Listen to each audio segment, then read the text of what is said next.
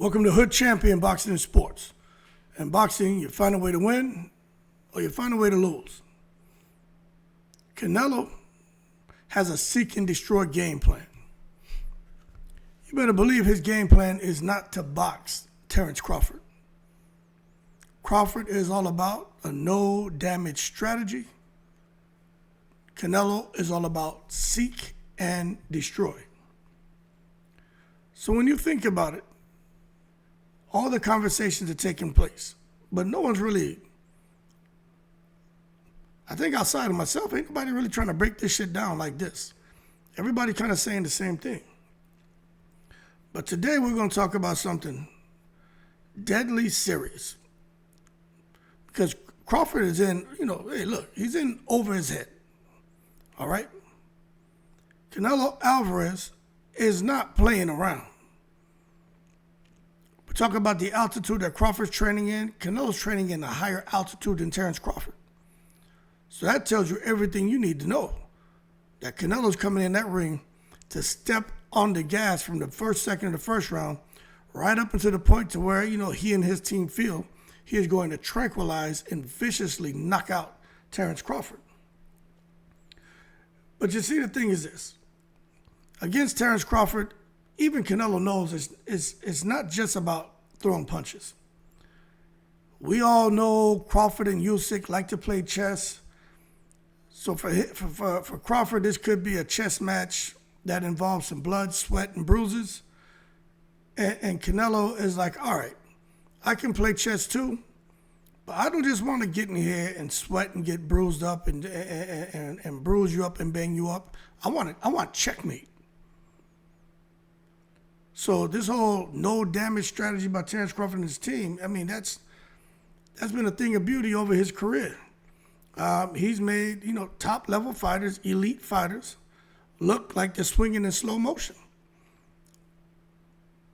The idea that Crawford is going to be able to do that to Canelo, I guess we just got to see, but let's understand, Canelo he's not just a different beast. He's a Guadalajara, Jalisco beast. You ain't really seen anybody come in there and make Canelo look less than average. Slow motion, yeah, even the guy at School kind of made Canelo look a little bit in slow motion, but School was not trying to engage Canelo on any level. But if Canelo wants to take out Terence Crawford, he's got to be smarter. He got to be meaner, because Canelo's shown in his last few fights, he don't really look that mean in there. But he's got to be mean. He got to be as mean as Crawford. Crawford's mean. Crawford not going to take it easy. Crawford ain't looking to touch gloves. You try to touch Crawford's glove, Crawford may do you the way Floyd Mayweather was doing Shane Mosley. Punch you in the mouth. So for Canelo, that's where he's got to be smarter, meaner, and he's got to be more relentless than ever. I don't care if Crawford gets hurt. I don't care if Crawford trips. I don't care if his arm gets tangled in the ropes. If the referee ain't involved, Canelo needs to be putting the Guadalajara, Jalisco bing bings on Terence Crawford. Don't be a clean fighter in there.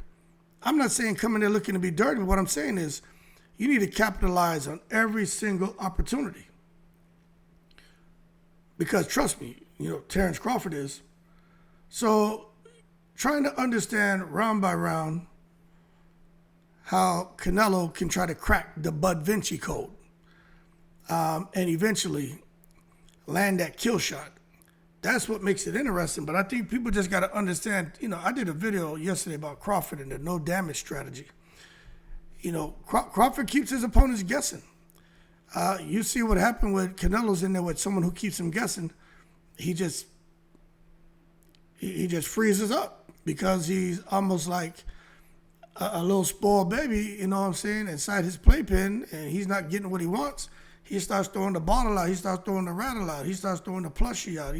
Everything starts getting, he may take his diaper off that's heavily soiled and, pelt that across the room.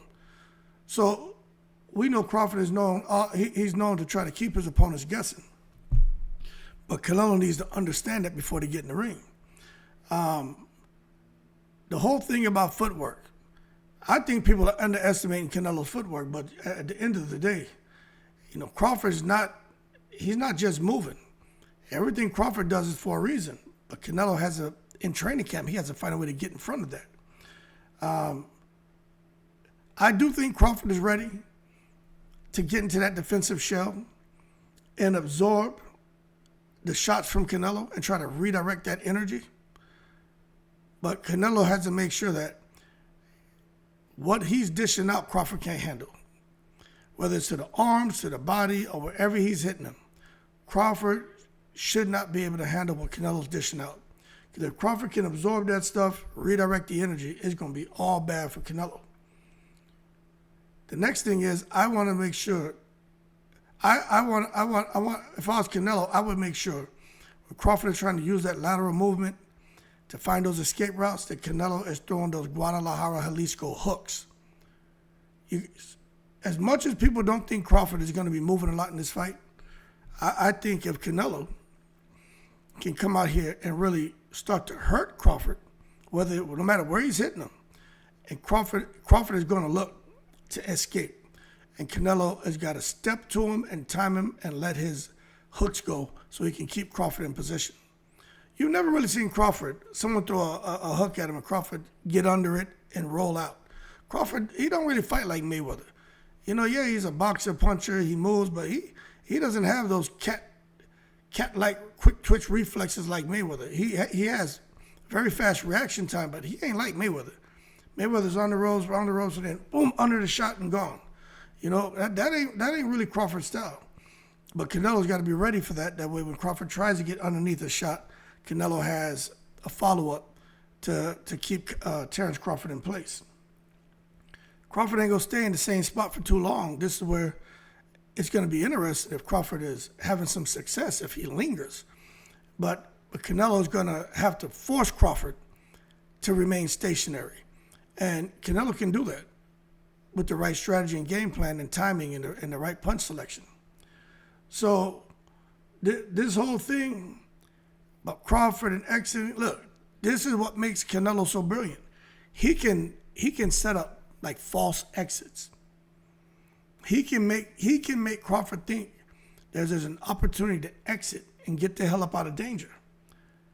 Canelo can look like he's backing away, but then he pivots into his counter position.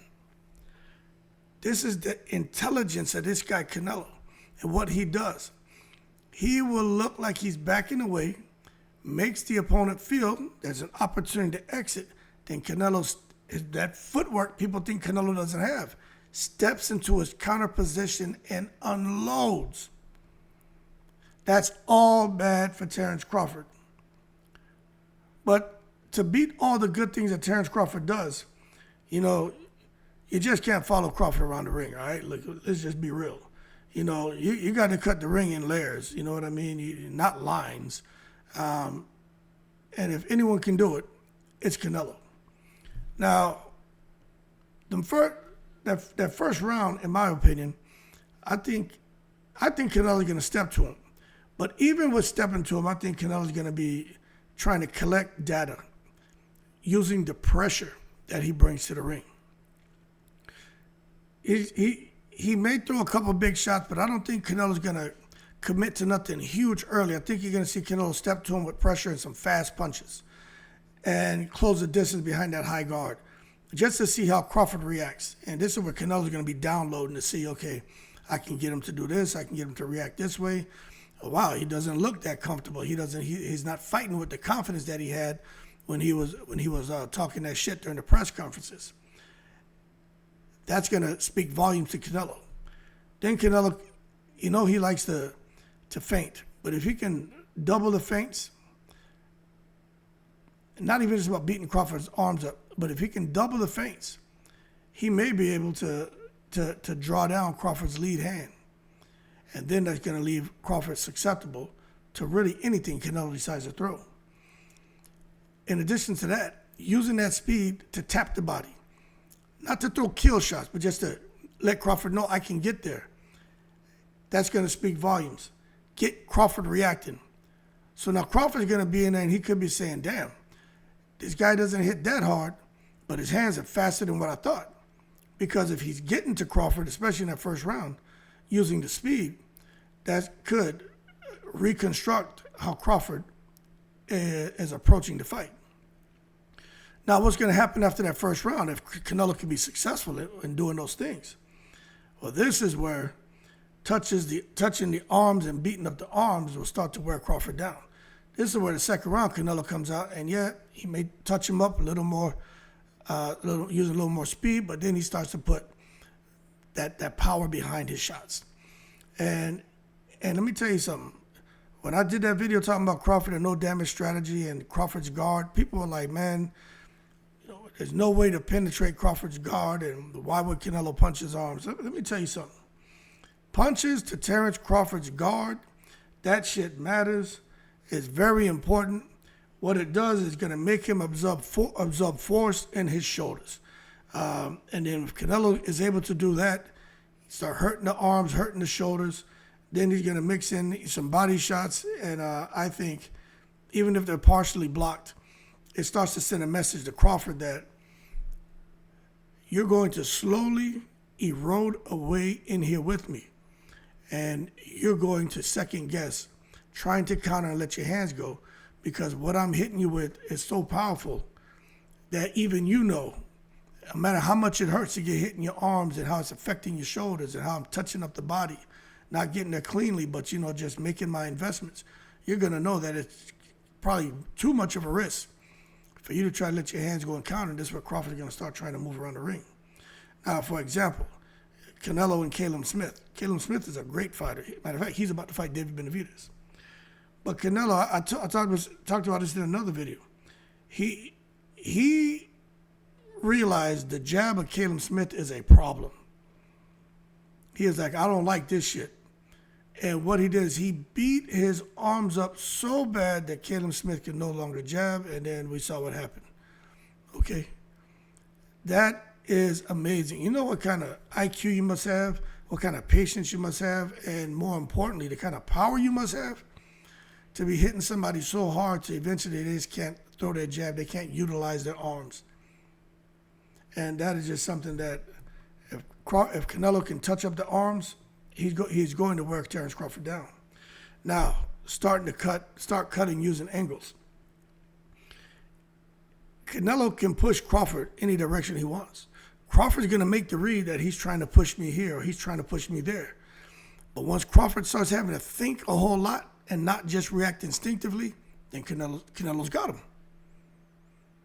You see, the guy who can do things instinctively because he's controlling the pace and getting the fighter to react the way he wants, he's the guy who's going to have the most success because he doesn't have to overthink.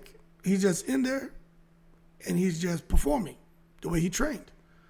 And everything falls into place. But if for some reason Crawford has to think more than what he's used to doing and not just do things instinctively because he's got this threat in front of him, gonna be all bad. Next thing you know, Crawford overthinks, missteps. Now Canelo walks him into one of his hooks. Kaboom! Crawford's out of there.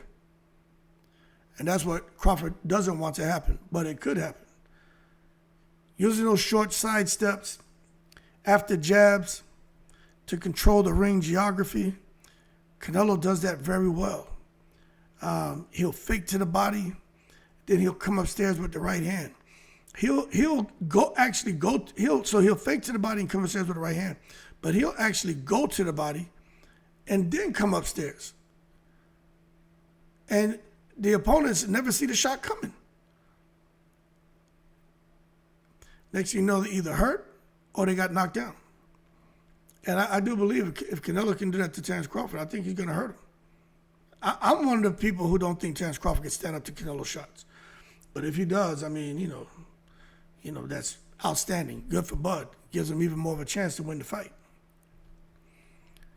So once you get beyond the first 2-3 rounds, now you get into round 4. This is where shit gets really interesting because if Crawford is realizing the first 3 rounds didn't go the way I thought they were, it's not really going my way, you're going to see Crawford really show you guys how amazing he pivots in and out into his offense to be successful and away from danger. But Canelo's got to try to figure out a way to trap Crawford when he pivots. He's got to step into that pivot with a left hook, or depending on what position Crawford's in, with the right hook. But he's got to step into it. Can't let Crawford pivot. You got to time it, step into it, and let your hands go. And this is where you can see Canelo start kind of shoulder bumping Terence Crawford and disrupt his balance. So when Crawford's in there, Canelo may throw a shot, Crawford pivots out, boom, Canelo steps into him, shoulder checks him, bounces him, gets him off balance. And now Crawford has a reset, and by that time, Canelo may be coming with another shot and touching up Terence Crawford. I remember when Canelo fought Miguel Cotto, Canelo was able to time Miguel Cotto's pivots with hooks to control the exchanges. Now that Canelo was a different Canelo. Remember, he was able to throw more creative combinations. He had a higher volume of punches back then, but it doesn't mean he doesn't know how to do it. When you look at him training at high altitudes, that means that Canelo is looking to recreate some of his best performances and wrap all of them up in one, I'm going to say, night to remember performance against Terence Crawford. If he's able to do that, you're going to see Canelo say, all right, I got him where I want him. And now he's going to start, instead of just tapping him to the body, he's going to start heavily investing with hard shots to Terence Crawford's body. Because he's got him overthinking, he's controlling his movement, so Crawford's going to become more stationary. And now Crawford's going to let go of them Guadalajara and Jalisco bombs. 3 to 5 punch combinations to the body. That shit's gonna take its toll on Crawford. I did a video yesterday just kind of saying that body shots are like termites in a house. It may not collapse the whole house, but it'll start to hollow it out. It's just those little investments like termites on wood, is chipping away at it. And even if Crawford is able to counter, which is something he's gonna try to do, he's gonna feel every single shot he's getting hit with. So those counters, they may land, but they may not have the torque on them that a guy like Terence Crawford needs, because he's not going to be able to commit the way he wants to. The ultimate goal for Canelo, I think by the time he gets to the end of round 5, he would already damage Crawford's arms, start controlling him, but now he's starting to slow Crawford's legs down. And this shit right here is where Canelo is going to just rise to the top. Volume of punches are going to increase. Let me tell you something. Crawford is going to slip. He's going to roll. And if Crawford is getting hurt or he's getting uncomfortable in there, he's going to go full defense. And you're going to see the best of Terence Crawford defensive-wise, because he doesn't want to get stopped. He doesn't want to get embarrassed. He doesn't want to get knocked down. He doesn't want to lose. But he's going to know, okay, it ain't time for me to step on the gas with offense. I need to go full defense mode. And you're going to see the slips, the rolls. But that's where Canelo's going to have to throw follow-up punches immediately. Catch him when he's rolling out. Catch him when he's slipping. And this is where Canelo, where I've openly talked about how impressive he looked back when he was fighting the Angulos, the Cottos, the guy, man, Austin Trout, the James Kirkland, throwing amazing creating combination punches, 5, 6, 7, 8 punches. This is where he's going to have to do that, where Crawford starts slipping and rolling. He can't stop at 1 or 2 shots like what he likes to throw now. He's going to have to get 4, 5, and 6 off. But something's going to land. If not, throw 1 or 2. Crawford's going to slip and roll out of that, and those 1 or 2 is not going to be enough. And then Crawford's out of there, and he's, again, avoiding damage. The head movement pressure is something that's going to probably start, could be around round 7. Just going to walk Crawford down behind the subtle head movement, because Crawford slowed down. Canelo should have had some success at the body, and Crawford's in full defense mode. So as a result, this is where Crawford is going to have Canelo, high guard, tuck that chin like with the tennis ball underneath it, and cut the ring off and just step to him. Because now he doesn't have that much to worry about. It's going to probably take a good 6 rounds for him to get Crawford to that point, to where he soften him up to where Canelo doesn't have much to worry about. And now it turns into a Tom and Jerry type fight. Subtle head movement. That's all Canelo has. Very subtle. You throw, that's it. Canelo ain't bending all over like he from Japan and the honorable bow and all that shit. He ain't doing all that. It's just subtle. Just enough for the punches to just breeze by his ears. That's it. And he's going to keep a centerline defense tight. and just step to Crawford. And this is where you're going to see around 8, 9, 10, you know, going to be some mid-ring mashup, crash-up shit taking place. Because this is where I think Crawford is going to have to fight. This is what Canelo says, all right, I slowed him up. I'm controlling him. I'm touching him up. He knows he's behind. He knows he's losing. He's in there's a risk of him getting knocked out. Crawford's the kind of guy who's going to go all out. He's going to fight. He's going to have the exchanges. And let me tell you something. Canelo's able to force them exchanges in the middle of the ring. There's less room for Crawford to evade. Even if he tries to roll out, he's going to be thinking twice about it, because if Canelo's stepping with him and throwing, 3, 4, 5 punch combinations to catch Crawford and trying to use those escape routes, then Crawford's going to be like, shit, every time I did, I got countered. So Crawford's going to end up staying right there in position, because Canelo has already physically broke him down. He's psychologically won the fight. And now Crawford is just like, I got to go all out, because there's no way in the world I'm going to win fighting like this. And that's where Canelo's going to have to, that's where you're going to see Canelo has made Terence Crawford deviate from his game plan. Absolutely amazing if he can get that done. You're going to start seeing all the psychological advantages that Canelo has, the mental warfare where Canelo's won, where now he starts nodding, smirking. He's going to start talking shit to Terence Crawford, and Crawford's going to get angry, because Crawford's normally the one sticking his tongue out and talking shit to the opponent. But now Canelo is sitting there probably saying, yeah, it's different. I told you, it's different. And Crawford's going to probably get angry. But I think Canelo's going to get Crawford to deviate from his game plan, because Crawford has pride. He doesn't want to come out the fight where everybody laughing at him and saying basically Canelo is chumping him. Crawford doesn't want that. So expect after that some fatigue signs to show up. Look for the slower step backs from Terence Crawford. His guard is going to be wider. You can see a guy like Canelo mixing short uppercuts inside now. And this is a Terence Crawford that's still standing around. And then now that he's shooting uppercuts, now Canelo is on full blast. He's taking the Guadalajara and Jalisco weapons off safety. And he's bringing in the big artillery. And he's on full blast. Everything, power shots, uppercuts, right hand, hooks. He ain't throwing no jabs. He's not coming in behind no jab, double jab, triple jab. He's just high guard stepping to him and chopping him down limb by limb, going for the kill shot. He is hunting Bud Crawford. And you watch Crawford, man, if the fatigue sets in and the mental fatigue sets in, the anxiety sets in, and in round 11, Crawford going to be on the goddamn ropes. You watch Canelo, body upstairs, body upstairs, body hook, body pull down Crawford's guard and shoot around it. You watch, it's going to get ugly in there. And I think he's going to seal the deal. If not 11, it could be round 12. If the KO hasn't happened by then, I think round 12. Pour on the volume of punches for the point win. I mean, if he doesn't get the knockout, I just let your hands go. And just make sure that you showed the judges that you control the fight. You were the aggressor. And Canelo wins.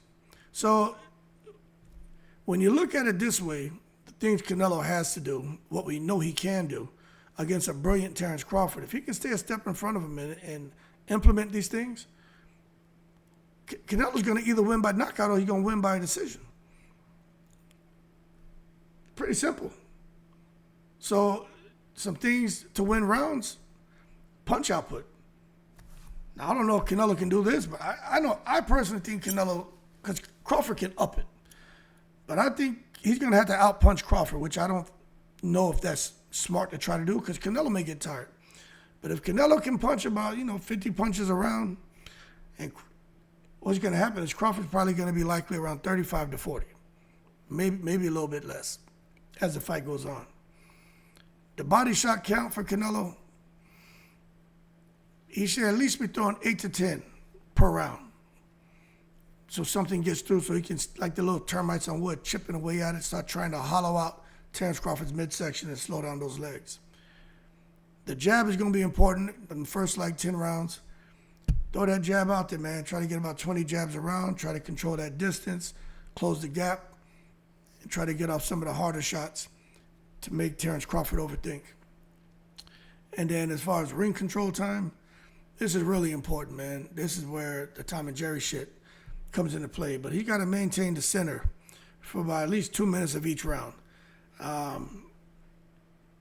Canelo can't afford for Crawford to push him back on the ropes. That just makes things look crazy to the judges. But just understand this about Crawford training in a high altitude, Canelo training in a high altitude. I think this is what's going to really enable a guy like Canelo to do the things that we just mentioned. He doesn't always train at high altitude, but he is for this fight. I think he's at 7,000 feet in Guadalajara. And he may be training somewhere else, but I know he's up at 7,000 feet. Crawford's at 6,000. But that's crazy. They say it's damn near hard. They say it's almost impossible to breathe up there. You know what I'm saying? That means when you train those high altitude environments, that just means there's more red blood cells, more oxygen efficiency, and better recovery mid-fight. And these are the things that Victor Conte and his snack program that he recreates. You know what I'm saying? But Canelo is doing it. Crawford's up in a high altitude area, so they both just want to make sure they have better recovery time, more stamina, and they're just trying to increase the best chances of winning the fight.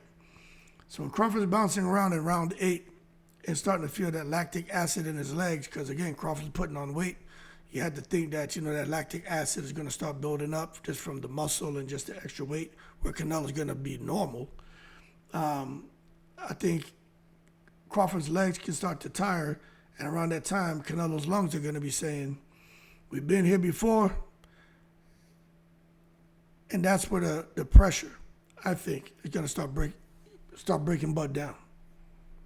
Anyway, if Canelo follows his blueprint, patience, early body investment, trapping, pivoting, increasing volume, I think he can break down Crawford's, no damage strategy. But it's not going to be easy because Crawford is the real deal. Crawford is the truth, man. Master at survival while scoring. Crawford can hit you while he's moving and make you miss and make you pay. Then force you to reset. Crawford can do everything.